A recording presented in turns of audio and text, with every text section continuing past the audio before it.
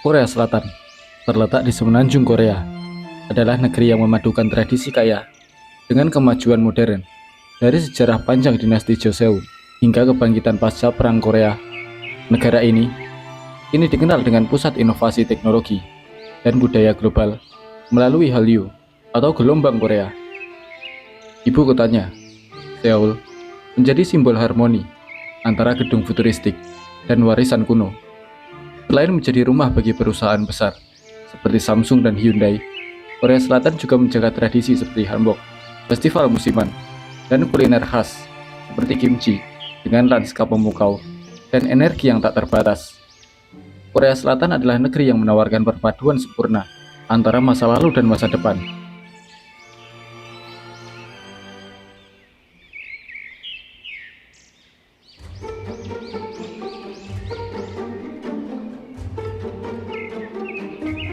Tahun 1953, Korea Selatan adalah salah satu negara termiskin di dunia. Ekonominya hancur akibat Perang Korea. Perang Korea adalah peristiwa penting dalam sejarah Perang Dingin yang memengaruhi berbagai aspek militer, politik, dan ideologi di seluruh dunia. Konflik ini melibatkan jutaan korban jiwa, luka, dan pengungsian, serta membentuk sejarah Korea yang berdampak hingga kini. Pada 25 Juni 1950, Korea Utara atau Republik Rakyat Demokratik Korea menyerang Korea Selatan melintasi paralel ke-38 garis pemisah sejak 1945. Perserikatan Bangsa-Bangsa atau PBB mengutuk serangan tersebut dan meminta dukungan internasional untuk Korea Selatan. Uni Soviet yang memboikot Dewan Keamanan PBB tidak dapat memveto keputusan ini. Komando PBB, UNC, dibentuk pada Juli 1950 untuk menangani respons militer dan kemanusiaan. Di Inggris, kabinet yang dipimpin Clement Attlee dari Partai Buruh menyatakan kewajiban membantu Korea Selatan. Masyarakat Inggris khawatir akan dampak perang, terutama setelah trauma Perang Dunia Kedua. Ketegangan di semenanjung Korea telah berlangsung lama. Korea dijajah Jepang sejak 1910 hingga kekalahan Jepang pada 1945. Setelah itu, semenanjung Korea dibagi menjadi dua zona, selatan oleh Amerika Serikat dan utara oleh Uni Soviet. Dua pemerintahan berbeda muncul, Korea Utara yang komunis di bawah Kim Il-sung dan Korea Selatan yang demokratis di bawah Syngman Rhee. Ketegangan antar keduanya meningkat hingga perang pecah pada 25 Juni 1950. Selama 3 tahun perang, 22 negara mendukung Korea Selatan melalui PBB, termasuk Amerika Serikat, Inggris, Perancis, dan Turki. Pasukan PBB dipimpin Jenderal Douglas MacArthur yang awalnya berhasil merebut kembali wilayah yang dikuasai Korea Utara. Namun, strategi MacArthur yang mendekati perbatasan Tiongkok memicu intervensi besar-besaran oleh Tiongkok pada akhir 1950, memaksa pasukan PBB mundur. Pertempuran berlanjut dalam bentuk perang parit hingga pertengahan 1951. Inggris mendukung perang sejak Juli 1950, mengirim angkatan laut dan pasukan darat dari Brigade ke-27. Salah satu kontribusi signifikan Inggris adalah di Divisi Persemakmuran ke-1, Pertempuran Sungai Imjin pada April 1951 menjadi momen heroik bagi pasukan Inggris, meskipun banyak korban jiwa dan tawanan. Akhirnya, pada tanggal 27 Juli 1953, gencatan senjata ditandatangani yang menyetujui bahwa Korea akan tetap menjadi negara yang terbagi. Gencatan senjata ditandatangani oleh pejabat dari Amerika Serikat, Republik Rakyat Tiongkok, Korea Utara, dan Korea Selatan. Kesepakatan ini mengakhiri pertempuran dalam Perang Korea. Perjanjian gencatan senjata ditandatangani di Panmunjom antara Korea Utara dan Korea Selatan. Perang Korea membawa dampak besar bagi kedua negara dalam berbagai aspek, termasuk ekonomi dan politik. Perang ini menyebabkan sekitar 2,5 juta orang tewas, termasuk banyak warga sipil, dengan sebagian besar korban berasal dari Korea Utara dan Korea Selatan. Selain itu, banyak keluarga yang terpisah, meninggalkan luka mendalam bagi masyarakat kedua negara. Jutaan orang menjadi pengungsi, terpaksa meninggalkan rumah sakit akibat pertempuran, dan hidup dalam kondisi memprihatinkan dengan akses terbatas terhadap makanan, air bersih, dan tempat perlindungan. Infrastruktur di kedua negara mengalami kerusakan besar, seperti jalan, jembatan, dan fasilitas industri, dengan kota-kota besar seperti Seoul hampir hancur total. Krisis ekonomi yang parah melanda kedua negara, terutama Korea Selatan, yang perekonomiannya nyaris lumpuh. Korea Utara juga mengalami kesulitan, meskipun mendapat bantuan dari Uni Soviet dan Tiongkok. Perang berakhir dengan gencatan senjata, tanpa perjanjian damai, sehingga secara teknis, kedua Korea masih berada dalam keadaan perang. Garis demarkasi di paralel 38 menjadi salah satu perbatasan paling termiliterisasi di dunia, dengan kehadiran pasukan besar di kedua sisi. Pada tahun 1953, Korea Selatan berada dalam kondisi sangat miskin. Hampir seluruh infrastruktur vital, seperti jalan, jembatan, dan fasilitas industri, mengalami kerusakan. Bagian besar penduduk hidup dalam kemiskinan ekstrim dan sangat bergantung pada bantuan internasional, terutama dari Amerika Serikat. Kerusakan infrastruktur menghambat pemulihan ekonomi dengan gangguan akibat transportasi dan komunikasi yang terputus. Kurangnya sumber daya alam menyulitkan pembangunan ekonomi tanpa dukungan eksternal. Ketergantungan pada bantuan internasional menimbulkan tantangan untuk mencapai kemandirian ekonomi. Selain itu, ketidakstabilan politik di bawah pemerintahan Syngman Rhee memperparah kondisi, dengan kebijakan yang sering tidak efektif dan maraknya korupsi serta ketidakpuasan masyarakat. Pengangguran meluas yang mengakibatkan rusaknya sektor industri dan pertanian, layanan kesehatan, dan pendidikan sangat terbatas, membuat sebagian besar penduduk tidak memiliki akses ke kebutuhan dasar. Masalah malnutrisi dan penyakit menjadi tantangan besar dalam meningkatkan kesejahteraan masyarakat.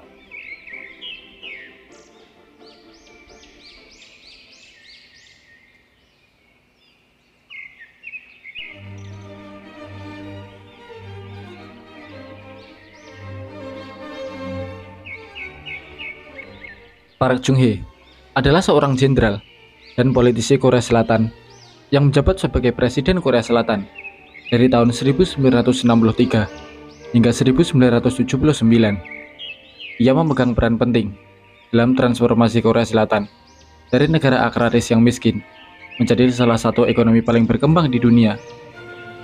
Meskipun berhasil mendorong pertumbuhan ekonomi, Park juga dikecam karena pendekatan otoriternya.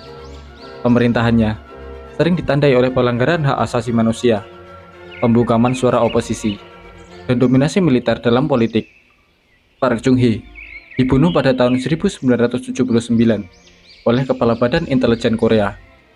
Korea Selatan bangkit dari kehancuran pasca perang dengan fokus utama pada pendidikan dan industrialisasi. Pemerintah memprioritaskan pengembangan teknologi, infrastruktur, dan ekspor untuk mendorong pertumbuhan ekonomi. Pendidikan menjadi fondasi transformasi tersebut. Sistem pendidikan yang kompetitif dan berkualitas tinggi dirancang untuk mencetak generasi muda yang unggul di bidang sains, teknologi, dan matematika. Pemerintah juga berinvestasi besar dalam membangun sekolah berkualitas dan memastikan akses pendidikan merata. Di bidang industrialisasi, pemerintah mengembangkan sektor manufaktur, khususnya elektronik, otomotif, dan kapal. Kebijakan ini didukung oleh riset dan pengembangan R&D yang intensif. Peran konglomerat besar seperti Samsung, Hyundai, dan LG sangat signifikan dalam mendukung ekspor dan memperkuat posisi Korea Selatan sebagai pemimpin teknologi. Investasi pada infrastruktur juga menjadi prioritas dengan pembangunan jaringan transportasi modern seperti kereta cepat dan infrastruktur digital. Infrastruktur yang handal ini mempercepat distribusi barang dan menarik investasi asing. Ekspor menjadi penggerak utama ekonomi dengan produk unggulan seperti elektronik, semikonduktor, dan kendaraan bermotor mendominasi pasar global. Pemerintah mendukung ekspor melalui kebijakan perdagangan bebas dan promosi produk secara global. Kebangkitan Korea Selatan adalah bukti keberhasilan fokus pada pendidikan, industrialisasi, dan ekspor yang terencana. Dengan pendekatan ini, negara tersebut berhasil menciptakan pertumbuhan ekonomi yang berkelanjutan dan menjadi salah satu kekuatan global. 5-Year Plans merupakan strategi perencanaan ekonomi jangka menengah yang dirancang untuk mencapai tujuan pembangunan tertentu dalam periode 5 tahun. Konsep ini pertama kali diperkenalkan di Uni Soviet pada tahun 1928 oleh Joseph Stalin, tetapi kemudian diadopsi oleh banyak negara, termasuk Tiongkok, India, dan Korea Selatan, dengan penyesuaian sesuai kebutuhan nasional masing-masing. Di Tiongkok, 5-Year Plans digunakan untuk mengarahkan transformasi ekonomi dari pertanian menuju industrialisasi dan modernisasi. Kebijakan ini menetapkan target spesifik di bidang produk industri, infrastruktur, teknologi, dan kesejahteraan masyarakat. Salah satu keberhasilan besar 5-Year Plans Tiongkok adalah pertumbuhan ekonomi yang stabil, serta transformasi menjadi salah satu kekuatan ekonomi global. Sementara itu, India juga menggunakan pendekatan ini untuk merangsang pembangunan nasional dengan fokus pada pertumbuhan pertanian, pengentasan kemiskinan, dan pengembangan infrastruktur. Dalam pelaksanaannya, 5-Year Plans seringkali menjadi alat untuk memastikan pembangunan yang terencana dan berkelanjutan. Chaebol adalah konglomerat bisnis besar yang menjadi tulang punggung perekonomian Korea Selatan. Istilah ini merujuk pada grup perusahaan yang dimiliki dan dikelola oleh keluarga tertentu, seperti Samsung, Hyundai, dan LG. Chaebol memainkan peran penting dalam mengubah Korea Selatan dari negara miskin pasca perang menjadi salah satu kekuatan ekonomi dunia. Keberhasilan Chaebol tidak lepas dari dukungan pemerintah melalui kebijakan yang mendukung ekspor, investasi teknologi, dan proteksi pasar domestik pada awal pembangunan ekonomi. Meski demikian, Chaebol juga menghadapi kritik karena dianggap terlalu dominan dalam perekonomian, kurangnya transparansi, dan struktur manajemen yang terkonsentrasi pada keluarga pemilik. Reformasi dalam pengelolaan Chaebol menjadi salah satu tantangan bagi pemerintah Korea Selatan untuk memastikan pertumbuhan ekonomi yang inklusif dan berkelanjutan. Pendidikan merupakan fondasi utama dalam mencetak sumber daya manusia berkualitas yang dapat bersaing di tingkat global. Sistem pendidikan yang baik tidak hanya berfungsi untuk meningkatkan literasi dan numerasi, tetapi juga membentuk karakter, kreativitas, dan kemampuan problem solving. Contoh nyata dari pentingnya pendidikan dapat dilihat di Finlandia, yang memiliki salah satu sistem pendidikan terbaik di dunia. Negara ini menekankan pembelajaran berbasis keterampilan, dukungan guru yang berkualitas, dan pendekatan yang berpusat pada siswa. Sementara itu, di Asia, Korea Selatan menunjukkan bahwa investasi besar dalam pendidikan dapat menghasilkan tenaga kerja terampil yang mendorong kemajuan teknologi dan inovasi. Selain itu, pendidikan vokasi dan pelatihan kerja juga penting untuk menghubungkan keterampilan individu dengan kebutuhan industri. Dengan pendekatan ini, negara dapat menciptakan SDM yang tidak hanya siap kerja, tetapi juga mampu beradaptasi dengan perubahan zaman.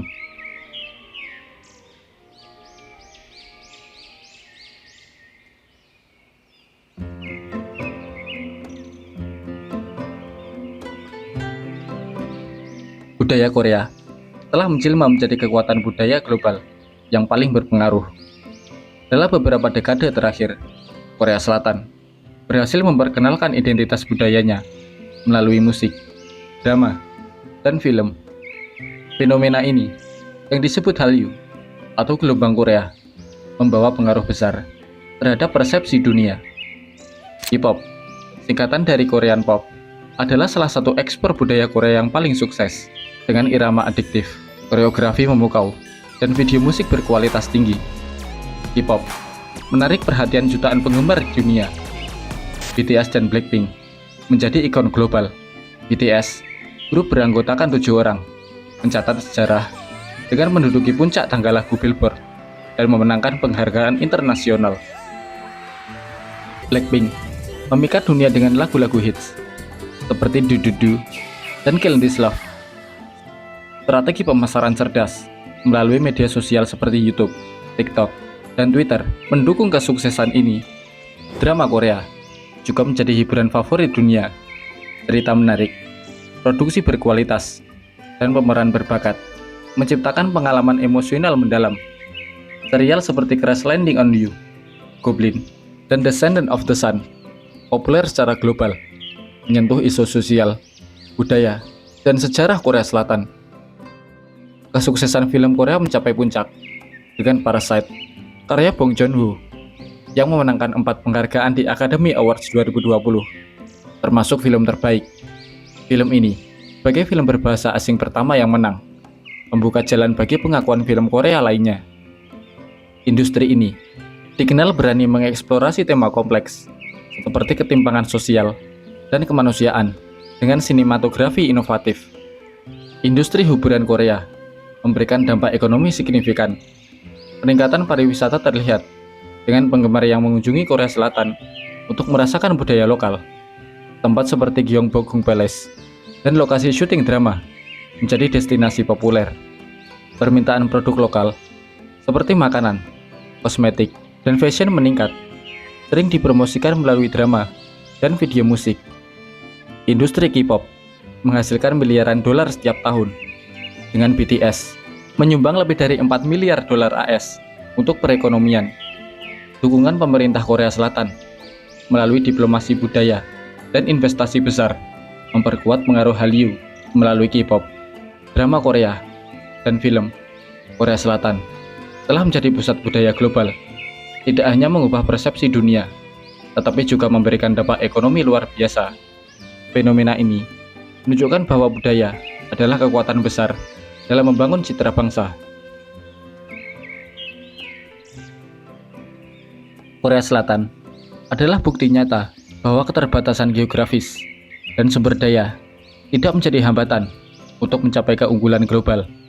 Dengan perpaduan tradisi yang kaya dan inovasi modern, Korea Selatan telah mengukir namanya sebagai pusat budaya, teknologi, dan ekonomi dunia. Keindahan alamnya, seperti Pulau Jeju dan pegunungan Seokrasan, hingga kota metropolis Seoul yang berdenyut dengan kehidupan, Korea Selatan menawarkan pesona yang memikat semua indera. Kebangkitan budaya popnya melalui K-pop, K-drama, dan film kelas dunia telah menjadikan negara ini sebagai simbol kekuatan lunak yang tidak tertandingi. Bangsa ini telah mengatasi perpecahan, perang, dan kemiskinan untuk menjadi salah satu ekonomi terbesar di dunia. Semangat kerja keras, inovasi, dan solidaritas masyarakat Korea Selatan adalah kunci di balik kesuksesan luar biasa mereka. Korea Selatan adalah cerita tentang perubahan, harapan, dan kemajuan, sebuah inspirasi bagi dunia, bahwa dengan tekad dan kerja keras, batasan hanya menjadi pijakan menuju masa depan yang lebih cerah.